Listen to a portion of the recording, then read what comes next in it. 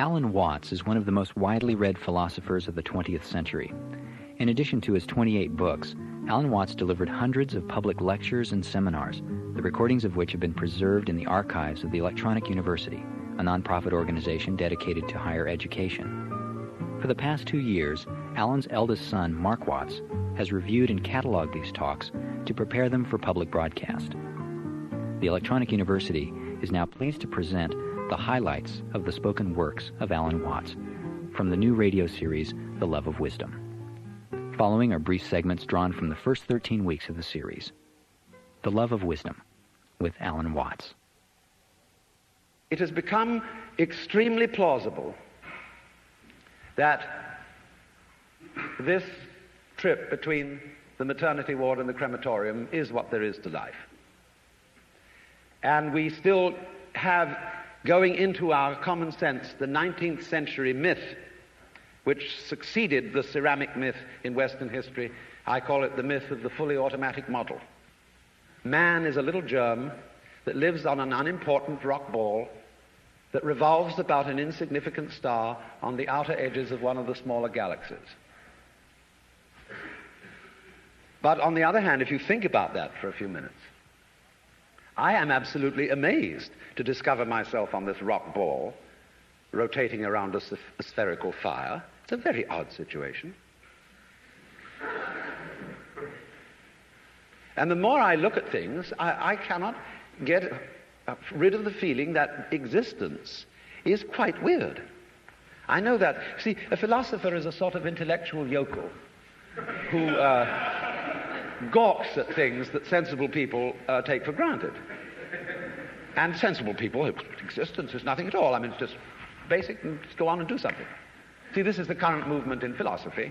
Logical analysis says you mustn't think about existence. It's a meaningless concept.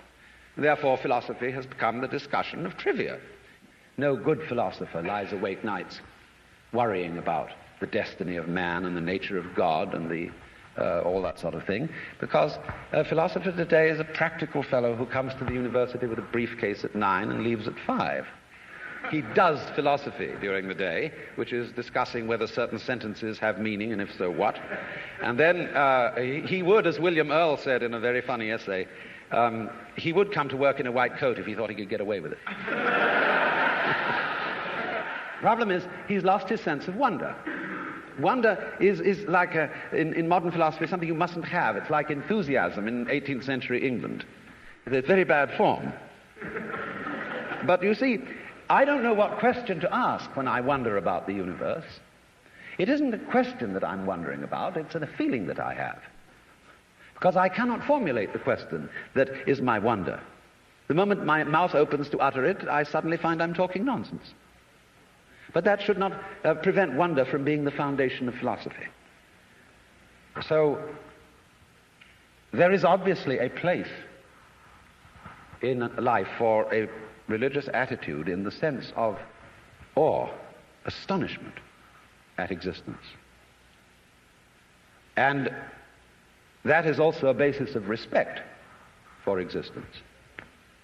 We don't have very much of it in this culture, even though we call it materialistic. In the culture that we call materialistic today, we are, of course, bent on the total destruction of material and its conversion into junk and poisonous gas as quickly as possible. This is not a materialistic culture, because it has no respect for material.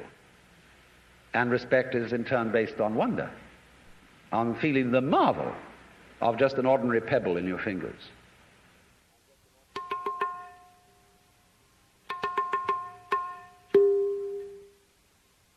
Look, here is a tree in the garden, and every summer it produces apples. And we call it an apple tree, because the tree apples. That's what it does. All right. Now here is a solar system inside a galaxy. And one of the peculiarities of this solar system is that at least on the planet Earth, the thing peoples. In just the same way that an apple tree apples. Now maybe 2 million years ago, somebody came from another galaxy in a flying saucer and had a look at this solar system And they looked it over and shrugged their shoulders and said, just a bunch of rocks. And they went away.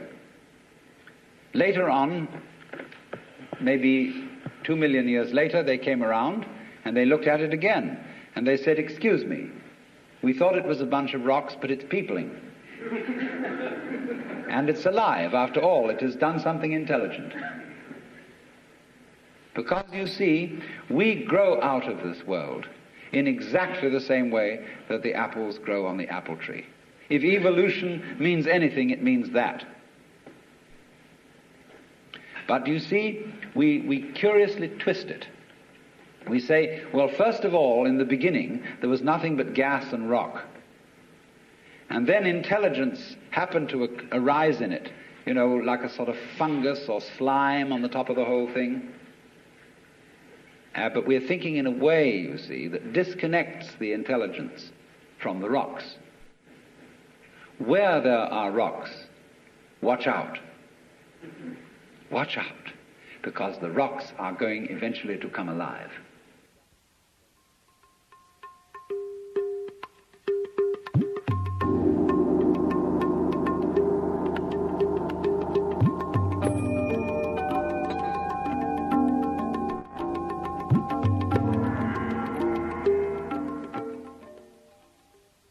Theology has not, as a matter of fact, had a very distinguished record in promoting the study of other than the Christian religion.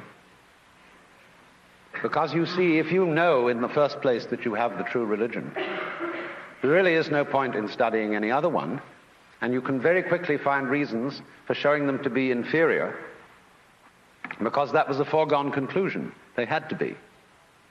Because if, for example, you get into discussions as to whether Buddha was a more profound and spiritual character than Jesus Christ, you arrive at your decision on the basis of a scale of values which is, of course, Christian. And in this sense, the judge and the advocate are the same. Now, as you know, I'm not being very fair and very kind to modern theology. But there is this strange persistence of insisting that our group is the best group. And I feel that there is in this something peculiarly irreligious, and furthermore it exhibits a very strange lack of faith. Because I believe that there is a strong distinction between faith on the one hand and belief on the other. That belief is, as a matter of fact, quite contrary to faith. Because belief is really wishing. It's from the Anglo-Saxon root leaf, to wish.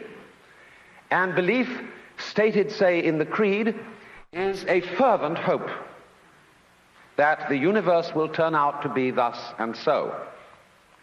And in this sense, therefore, belief precludes the possibility of faith, because faith is openness to truth, to reality, whatever it may turn out to be. I want to know the truth. That is the attitude of faith. And therefore, to use ideas about the universe and about God as something to hang on to, in the spirit of Rock of Ages cleft for me, and there's something very rigid about a rock.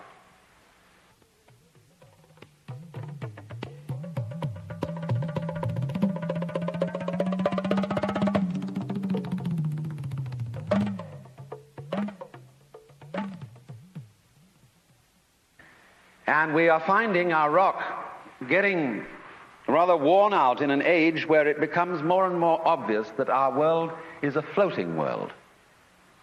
It's a world floating in space where all positions are relative and any point may be regarded as the center. A world which doesn't float on anything, and therefore the religious attitude appropriate to our time is not one of clinging to rocks, but of learning to swim. And you know that if you get in the water and you've nothing to hold on to, and you try to behave as you would on dry land, you will drown.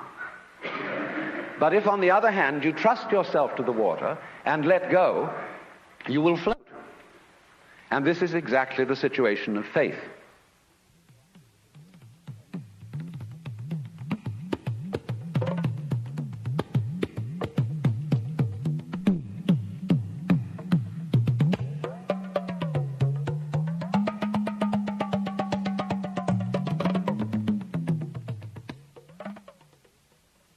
I had a friend who was studying Zen in Japan, and he got pretty desperate to produce the answer of who he really is. And on his way to an interview with the master to give an answer to the problem, he noticed a very common sight in Japan, a big bullfrog sitting around in the garden. And he swooped this bullfrog up in his hand and dropped it in the sleeve of his kimono. And then he went into the master, and to give the answer of who he was, he suddenly produced the bullfrog. And the master said, too intellectual.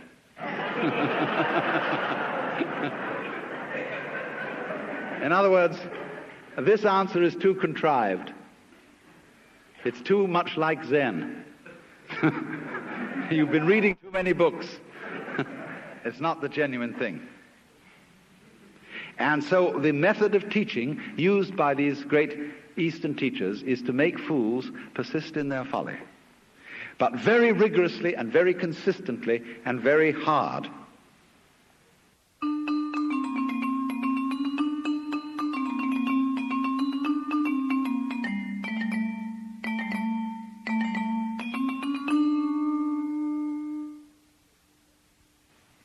Now, if you go to a Zen teacher, he'll say, well, I have nothing to teach. There is no problem. Everything's perfectly clear. And you think that one over. And you say, he's probably being cagey.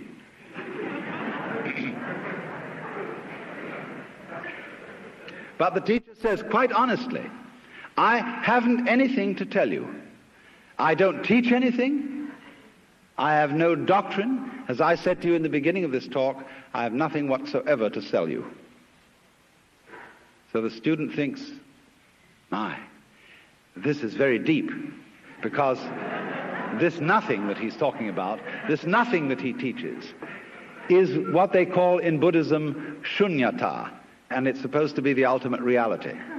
But as you know, if you know anything about these doctrines, this doesn't mean real nothingness, not kind of just nothing there at all, not just blank, but it means no thingness. It's the transcendental reality behind all separate and individual things, and that's something very deep and profound. So he knows that when the teacher said, I have nothing to teach, he meant this very esoteric no thing. Well, he might also say then, if you have nothing to teach, what are all these students doing around here? And the teacher says, they are not doing anything. They're just they're just a lot of stupid people who live here. And he knows, again, you see, the stupid doesn't mean just straight stupid, but the higher stupidity of being people who are humble and don't have intellectual pride.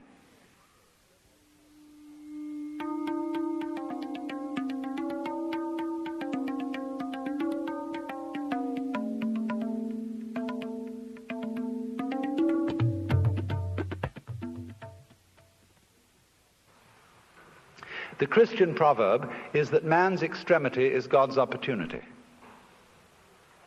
And so people, in other words, have to get desperate. Imagine the idea that the moment you were born, you were kicked off the edge of a precipice, and you're falling. As you fell, a great lump of rock came with you, and is traveling alongside you. And you're clinging to it for dear life. And thinking, gee, I've got to hold on to this, you see? Well, it doesn't do a thing for you. And it's only making you anxious. And it's only when you understand that it doesn't do a thing for you that you let go and relax. So everybody's in this situation. We're all completely insecure. We're all headed straight for death as if we had been condemned by a judge. And yet here we are all clinging on to things.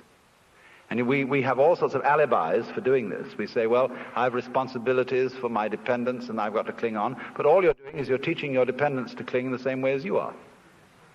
And making them miserable by learning to go on surviving compulsively. So the thing is, same way, if you're caught in a torrent, and you try to get out of it by swimming against it, you'll just wear yourself out and you're still carried along with it. So the sensible thing to do is to turn around and swim with it. And if you want to get out of it, swim towards the edge. But go with it. Same way when you're sailing. Always keep the wind in your sails. If you want to go against the wind, tack. But use the wind. So it's this way, you know. We're all in this great stream of change, which we call life. We are the stream. If you imagine you're separate from it and you're being carried along by it as if you were a cork, that's a delusion. You're a wave of the stream itself. So get with it.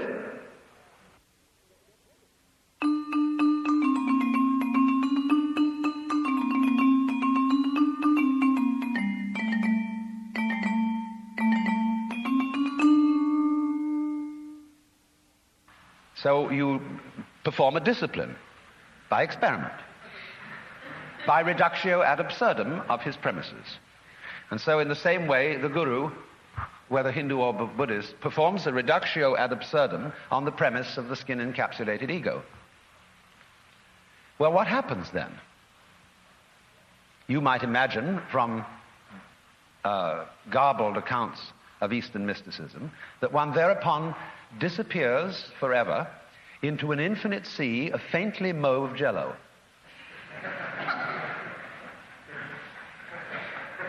And become so lost to the world and entranced that you forget your name, address, telephone number, and function in life. And nothing of the kind happens. The state of mystical illumination, although it may, in its sudden onset, be accompanied by a sensation of tremendous luminescence and transparency, as you get used to it, it's just like everyday life. Here are the things that you formerly thought were separate individuals, and here is you, who you formerly thought was merely confronting these other people. When the great Dr. D.T. Suzuki was asked, what is it like to be enlightened? He said, it's just like ordinary everyday experience, except about 2 inches off the ground. Because what is altered is not the way your senses perceive. What is altered is what you think about it. Your definitions of what you see. Your evaluation of it. So when you don't cling to it, when you have no longer a hostile attitude to the world because you know the world is you, it is. I mean, let's take it from the point of view of biology. If I describe the behavior of a living organism, I cannot possibly describe that behavior without simultaneously describing the behavior of the environment. So that I discover that I don't describe organisms in environments, I describe a unified field of behavior called an organism environment. It's an awkward word, but there it is. The environment doesn't push the organism around. The organism doesn't push the environment around. They are two aspects or poles of the same process.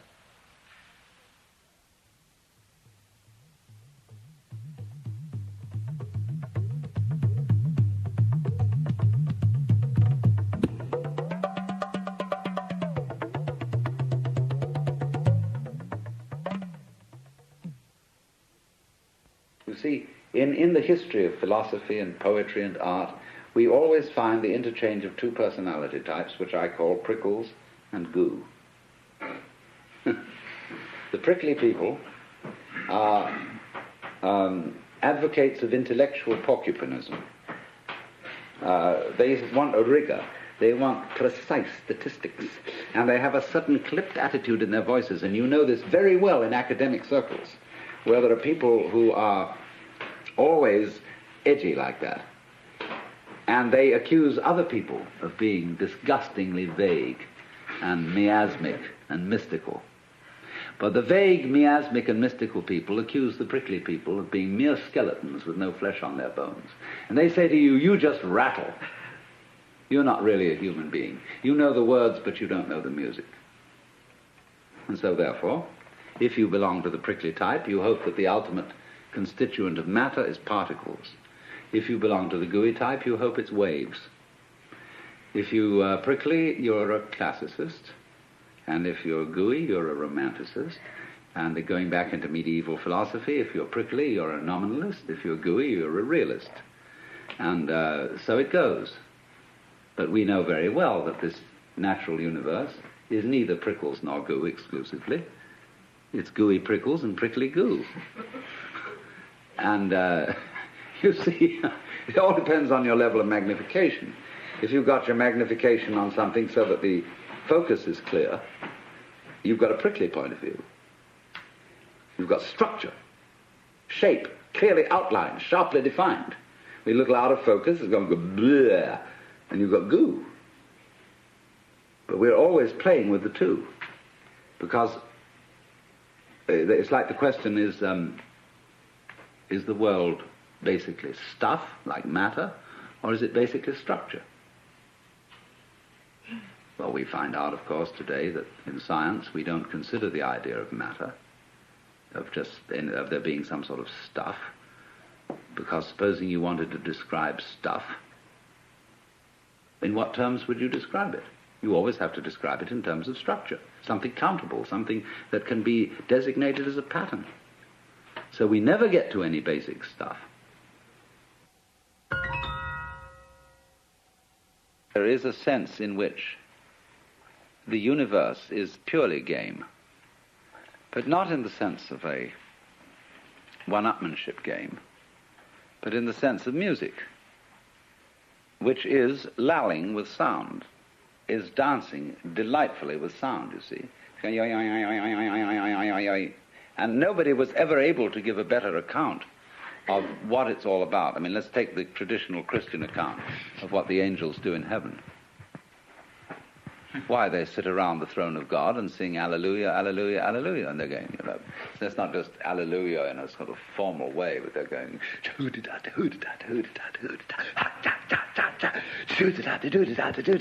no, they're really swinging. And by the time you know where they are, the swinging has reached such fantastic proportions. And they've thought out the most amazing little goody-doody-doody-doody-doos that you've got the whole physical universe happening. Yeah, that's the way it starts. And so, I mean, this game is great.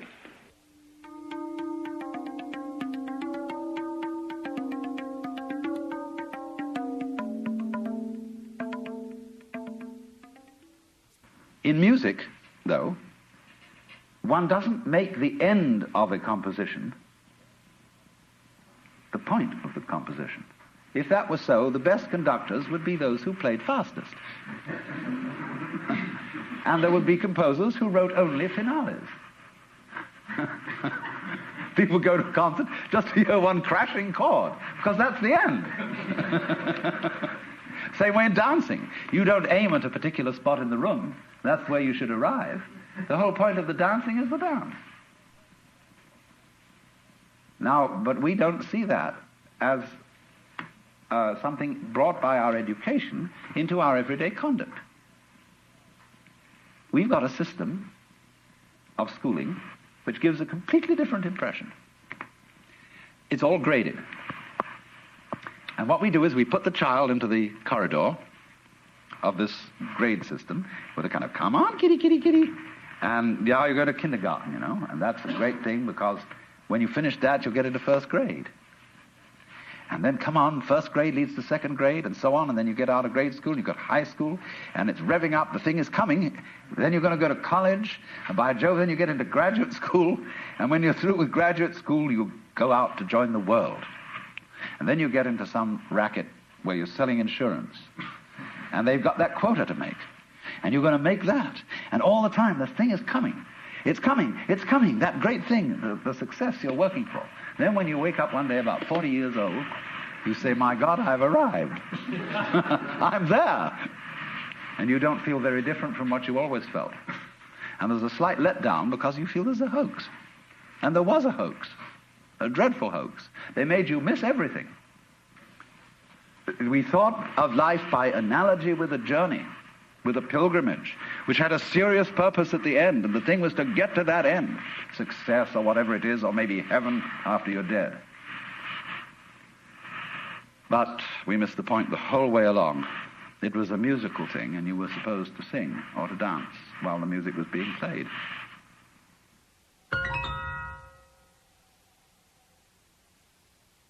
Why do we love nonsense? Why do we love Lewis Carroll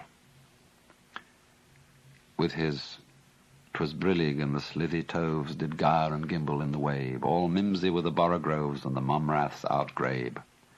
Why is it that all those old English songs are full of Fal-de-riddle Ido and Hey Nonny Nonny and all those babbling choruses? Why is it that when we get hep with jazz, we just go booty booty boopty boo and so on and enjoy ourselves swinging it?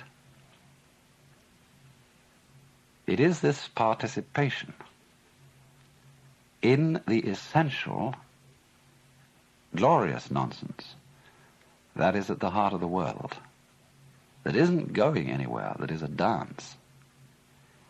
But it seems that only in moments of unusual insight and illumination that we get the point of this and find that thus the true meaning of life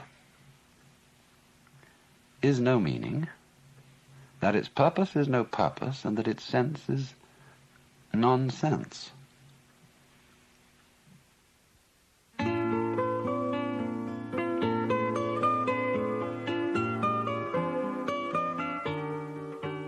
You've been listening to The Love of Wisdom with Alan Watts. For a cassette copy of this program, call 1-800-969-2887, which is 1-800-WO-WATTS, or send $10 with your name and address to the Electronic University, P.O. Box 2309, San Anselmo, California, 94979. If you have any comments about the program or would like further information about the spoken works of Alan Watts, please write us at the same address, the Electronic University, P.O. Box 2309, San Anselmo, California, 94979. The Love of Wisdom with Alan Watts. It's produced by the Electronic University. Our theme music is by Acoustic Alchemy. I'm Neil Harvey. Thank you for listening.